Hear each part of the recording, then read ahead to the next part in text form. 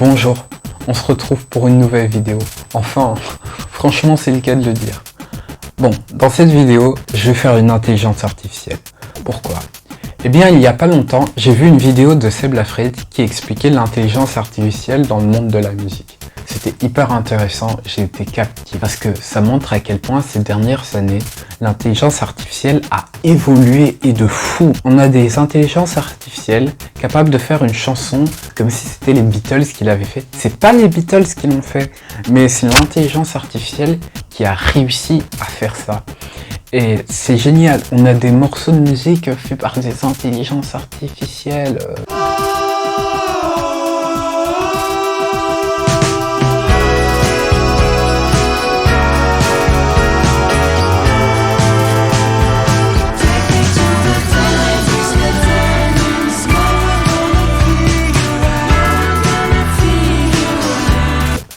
Où il y a un album sorti par une intelligence artificielle. C'est fou, c'est juste trop bien. Genre, et je me suis renseigné sur l'intelligence artificielle et c'est un truc mais tellement vaste. Il y a tellement de choses qui ont été faites avec, genre, ça passe des tableaux à la musique, à une artiste. Genre, tu peux aussi chatter avec une intelligence artificielle. Elle te répond. Mais genre, c'est pas comme Google a des réponses prédéfinies ou avec un modèle de construction précis. C'est vraiment en fonction de toi, etc. et de tout ce que l'intelligence artificielle a appris. Et donc, c'est génial. Et vous savez quoi? Je veux faire une intelligence artificielle. Alors, il faut bien comprendre, je ne veux pas avoir le truc de Tony Stark, allez, comment il s'appelle encore, Jarvis. Je ne veux pas de Jarvis. Ce que je veux, c'est comprendre comment ça fonctionne, et donc on va faire la base de l'intelligence artificielle et tout. Et ça va. En vrai, si j'arrive à faire une intelligence artificielle et tout. Bref, même si c'est très simple, c'est... Bon, j'y vais parce que je tergiverse trop. Bonjour. Vous savez quelle est la bonne nouvelle? J'ai réussi. C'est génial ça. Bon, alors, j'ai galéré de ces morts. C'est abusé à quel point j'ai galéré pour faire ça. Alors tout simplement, donc je commence. Je vois qu'il utilise un IDE qui s'appelle Visual Studio, donc un environnement, un endroit où tu écris ton code. Il importe NumPy, une librairie, donc pour lui faciliter la tâche, pour certaines fonctions, pour ne pas avoir à tout écrire soi-même. C'est normal, c'est quelque chose qui est fait tout le temps dans le code, dans le monde de langage de programmation. Ok, je fais import NumPy, j'écris la même ligne que lui. Puis là, je vois, on ne trouve pas la librairie NumPy. Je fais, bah, en vrai, c'est normal, je l'ai pas installé, mais où je trouve ça? Du coup, je fais mes recherches. Déjà, je me rends compte que j'ai pas installé Python sur mon PC, que donc faire lancer Python sans Python, c'est pas possible. Du coup, j'installe Python. Ça se passe bien. C'est la seule chose qui s'est bien passée ce jour-là. Je vous le dis déjà. Du coup, j'installe Python, je relance mon truc, ça fait toujours, il trouve pas NumPy. Du coup, je réessaye, ça fonctionne pas. Je regarde sur internet. Comment installer NumPy? Enfin, je trouve des tutos, en vrai il y en avait pas mal pour un truc aussi bête. Du coup, il faut ouvrir des CMD et tout, taper des commandes qui vont être exécutées sur ton PC. J'avais l'impression d'être un hacker et tout, genre lunettes noires, écran vert, bref, la totale. Et ça a pas fonctionné. J'importe NumPy et la commande, je me souviens tellement ça m'a marqué, c'est pip install NumPy. Wow, mon accent. Bref. Du coup, et il me fait, je sais pas, et mon PC me dit, je ne sais pas ce que c'est pip. Je fais, bah moi aussi je sais pas ce que c'est tout simplement. Du coup, ça fonctionne pas. Je regarde comment installer pip, c'est encore d'autres commandes, je comprends pas. Je regarde sur le tuto, en fait ils utilisent Anaconda qui a des librairies préinstallées. Du coup, j'installe Anaconda, j'ai installé, regardez tout ce que j'ai installé sur mon PC, j'ai installé une tonne de trucs. Je lance Anaconda, je retourne dans mon truc, ça fonctionne pas. Du coup, je dis bon, je vais utiliser un autre IDE, donc un autre environnement de développement. Je le fais dans cet environnement de développement, ça ne fonctionne pas non plus. Genre, je commence à en avoir marre. Du coup, je réessaye avec Pip, NumPy, et je vois que dans Anaconda, il y a un environnement de développement qui est proposé. C'est celui qui est derrière moi d'ailleurs. Je lance, je copie-colle mon code dedans, je relance ce truc, ça fonctionne, ça a fonctionné. Il faut vous dire que entre le moment où j'ai raté de lancer mon programme et quand ça a fonctionné, une semaine s'est écoulée. Une semaine. Déjà, c'était profondément énervant, mais bon, j'étais hyper content en vrai que ça fonctionne. Du coup, j'ai pu lancer mes petits trucs d'intelligence artificielle. Il y a tout qui fonctionnait comme je voulais. Ah, c'était idyllique. Du coup, maintenant, je vais pouvoir vous expliquer. Alors, il faut savoir que c'est assez complexe et compliqué, mais c'est pas grave, je vais simplifier. Et j'ai un talent pour expliquer des trucs compliqués, donc... enfin, c'est ce que quelqu'un m'a dit. Donc on va voir si c'est vrai, hein. J'espère que c'est pas un menteur. Enfin bref, du coup. En gros, une intelligence artificielle, vous lui donnez des données, elle te trouve une réponse. Et cette réponse, en général, c'est sous la forme d'un chiffre, d'un nombre, etc., qui correspondent à plusieurs choses. Ça peut correspondre à des coordonnées, à des lettres, à des valeurs en mètres et tout. Ça dépend. Donc, en général, tu rentres une valeur X ou Y, et il te sort quelque chose. Et il te sort le rapport entre X et Y. Et voilà, c'est ça. En gros, imaginons je suis fleuriste. Et je suis un fleuriste hyper minutieux et tout. Et j'ai des pétales qui sont rouges et bleus. Donc j'ai une pétale. Elle fait 0,5, je sais pas, 5 de largeur, 1 de hauteur. Je prends des trucs au hasard et et elle est rouge. J'ai une autre pétale qui fait autant de largeur, autant de hauteur, et elle est bleue. Et j'ai plein de pétales comme ça. Donc je mets tout ça dans un tableau. Parce que je suis très organisé, hein, voilà. Je mets tout ça dans un tableau, tout rangé, nice. Et je me rends compte que pour le dernier, j'ai la hauteur, j'ai la largeur, mais pas la couleur de la pétale. Du coup, en bel homme et belle conscience que je suis, je fais ce que n'importe qui aurait fait. Je crée une intelligence artificielle, un algorithme capable de déterminer la couleur d'une pétale en fonction de sa hauteur et de sa largeur. Ce que n'importe qui aurait fait, on est d'accord.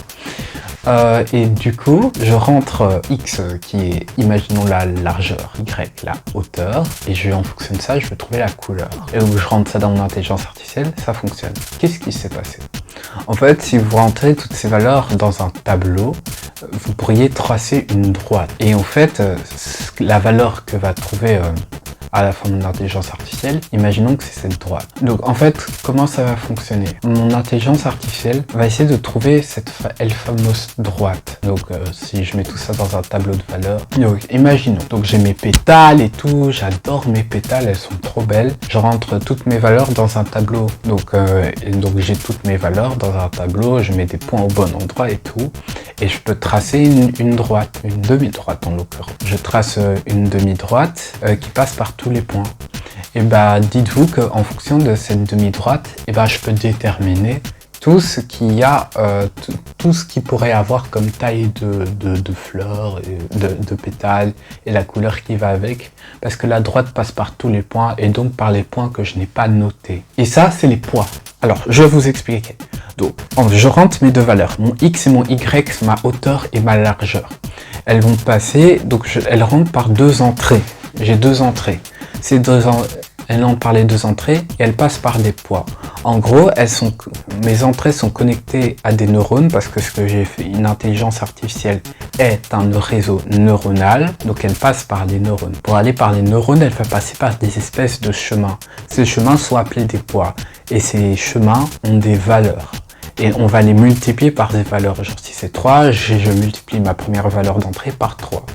Donc je multiplie tout par 3 et j'ai un résultat qui arrive dans un de mes 3 neurones qui sont au milieu. Et quand ils sont au milieu, je vais y appliquer sigmoïde. Là j'ai choisi sigmoïde, c'est juste une fonction. Donc c'est juste quelque chose qu'on va appliquer sur le nombre. C'est un mot très barbare mais c'est rien de spécial. Et ça je refais cette étape jusqu'à arriver à la sortie. Donc elle repasse par des poids et je réapplique la sigmoïde. Et à la sortie, j'ai un nombre de sorties. Voilà, bah tout simplement. Et c'est comme ça, que, grossièrement, hein, que fonctionne un réseau neuronal. Là, je me suis arrangé pour avoir des valeurs entre 0 et 5, entre 0 et 1. En gros, au-dessus de 0,5, c'est rouge, en dessous de 0,5, c'est bleu. Et alors, j'ai fait le premier essai, ça n'a pas fonctionné. C'est normal. Elle n'a fait qu'un essai. J'ai lancé mon intelligence artificielle, elle n'a pas trouvé. Elle a trouvé des valeurs, mais pas les bonnes. Et en fait, c'est parce que les poids ne sont pas corrects. Si vous voulez, quand je vous dis que le rapport, c'est la droite qui passe par tous les points, bon, en fait, mes poids représentent cette droite, si vous voulez. Et en fait, il faut que je règle mes poids pour qu'ils atteignent la pente, la position de la droite. Voilà. Et donc, il faut faire plusieurs essais pour trouver quelle est la bonne pente. Ça a fonctionné, donc j'ai trouvé quelque chose de correct qui s'appliquait le plus au bout de 30 000 itérations. Des itérations, si vous voulez, c'est des essais. Au bout de 30 000 essais, ça a fonctionné. Plus tu fais d'essais, plus ça fonctionne, tout simplement. Plus c'est précis, en fait. Avec peu d'essais, t'es moins précis. Là, pour 1, j'ai trouvé 0,97 et pour là où je devais trouver 1, j'ai trouvé 0,97. Donc c'est proche, c'est bien. Après, pour les autres valeurs, j'ai à chaque fois trouvé quelque chose qui ressemblait, qui était précis. Donc ça, c'est correct. Par contre, si, imaginons, donc là, j'en ai fait 30 000. Imaginons, je fais 3 itérations. Et bien là, par exemple, au lieu d'avoir 0,97, j'avais un chiffre comme 0,56, par exemple. Alors ça a fonctionné parce qu'il a toujours trouvé la bonne couleur, mais ça, c'est de la chance, sachez-le. Mais en soi, ça va pas du tout fonctionner à tous les coups. Là, j'ai juste eu de la chance de fou. Et c'est pas du tout précis, vu qu'au lieu de trouver un chiffre proche de 1, elle a trouvé un chiffre plus proche de 5 que de 1, que de 0,5 que de 1, ce qui donc n'est pas précis. Et donc j'ai lancé tout ça, des itérations. Voilà à quoi ça ressemble quand on lance des itérations.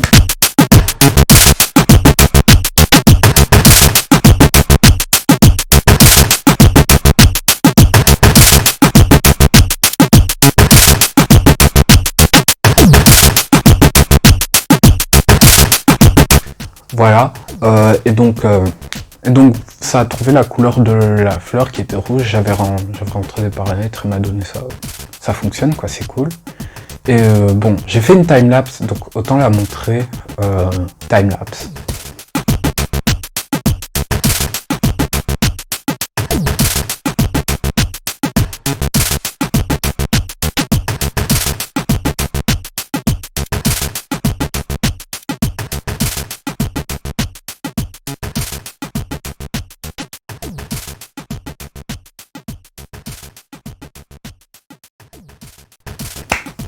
Voilà, donc cette vidéo est quasi finie. Qu'est-ce que j'ai oublié de dire? Je pense que j'ai rien oublié de dire.